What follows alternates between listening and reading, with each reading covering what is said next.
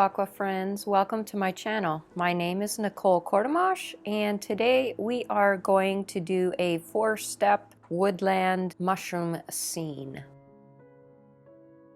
So the first step is to do the blurry background like in the reference photo. So to get a blurry background in watercolor, we are going to work wet on wet.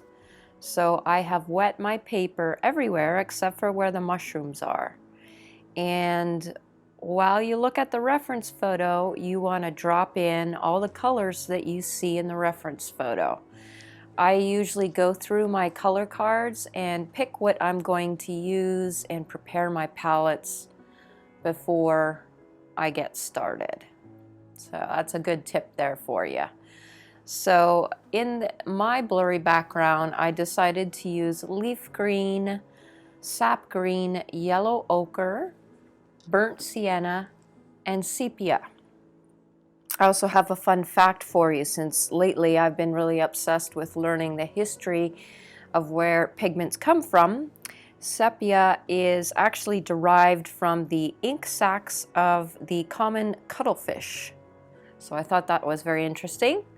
So fun fact for you today.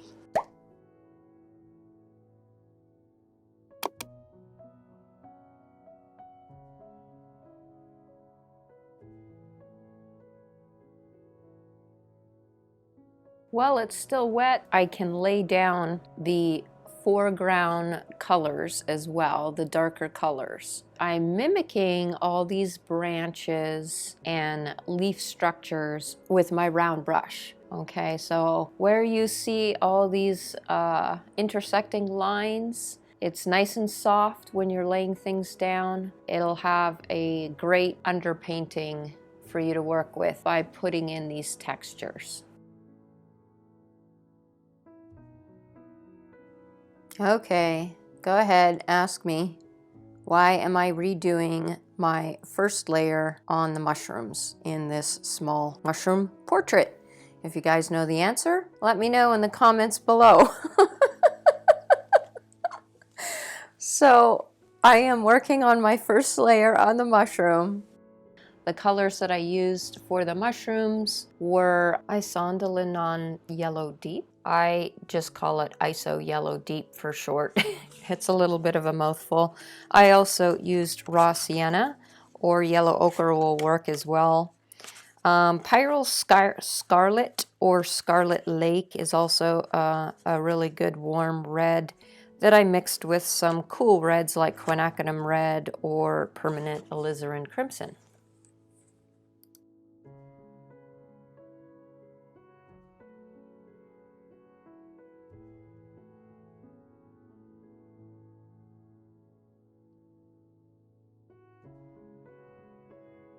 And you're basically just building up these colors. The second layer is going to work the same way. You're going to use the same colors, but you're just darkening things up. I don't have to worry about the white parts of the mushroom because I masked those out. So I'm building up some darker reds around where the white scale parts are.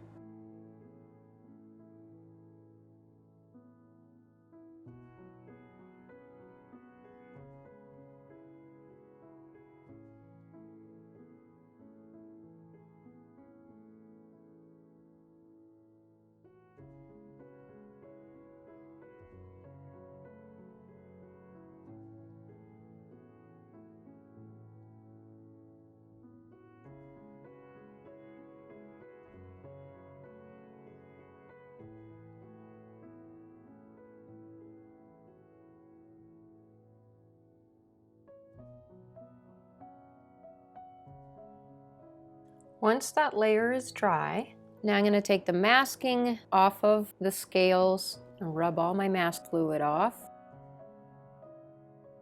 Now to make the areas more three-dimensional and they're not stark white like that, I'm adding a very weak mixture of yellow ochre or the raw sienna, whatever I have in my palette. They're very similar in color. I am using my lifting brush to lift more highlighted areas from the white parts of my mushroom. This brings back your highlights, and the white of the paper makes it look more three-dimensional.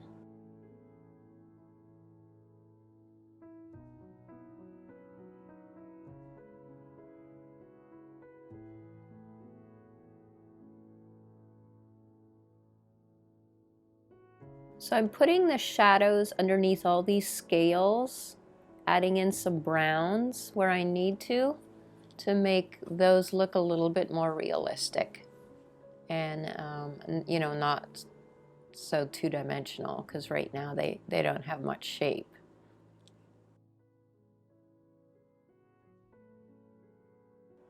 And with a dark reddish brown mixture, I am putting in the shadows underneath all of these scales.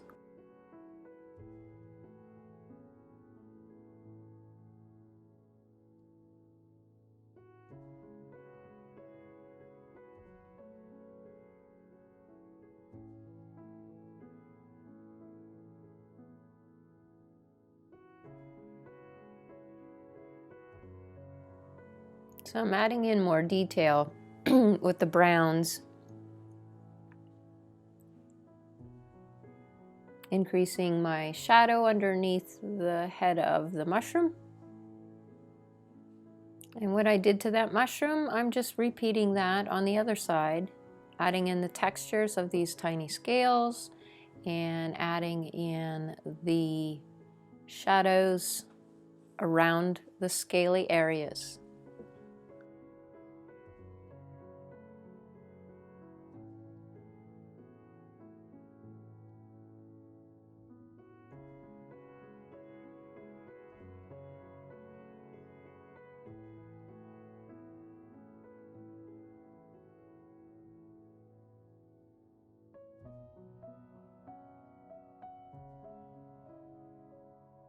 Now I'm working on the foreground and adding in the detail. I'm adding in more of those textures, and I'm working wet on dry, adding in all those small branches and grasses.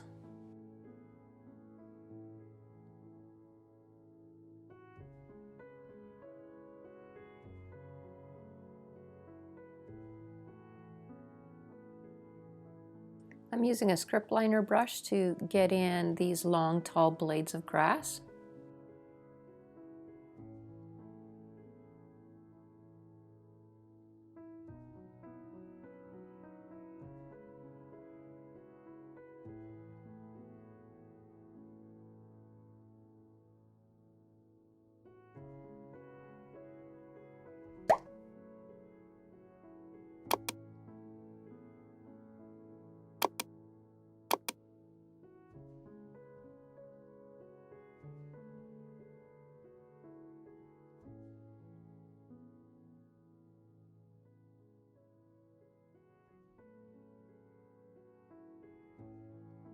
So as I'm getting closer to the end of the painting, the very last step, and it's a very important step, is adjusting your tonal values.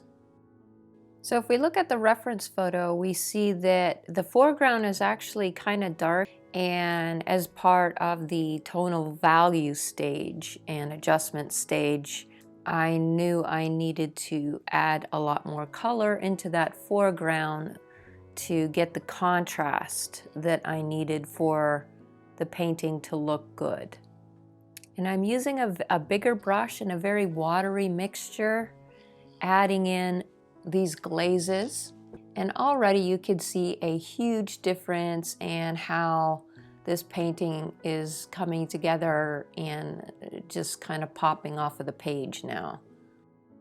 Since I darkened things up in the foreground, my last tonal value adjustment is getting some highlights in the toadstool.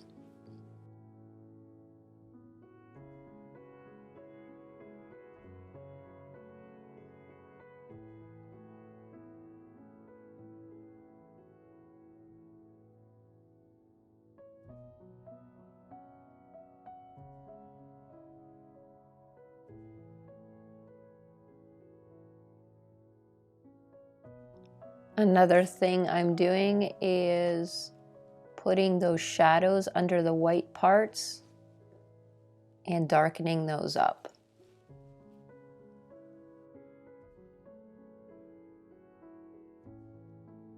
Putting the shadow in where the two mushrooms are touching.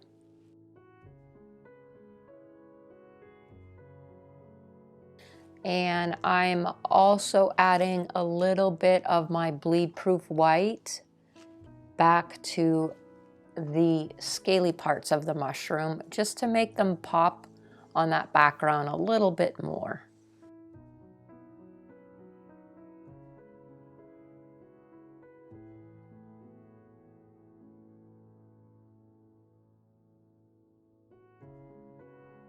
Just these tiny touches that you make add to the three-dimensional look of your subject.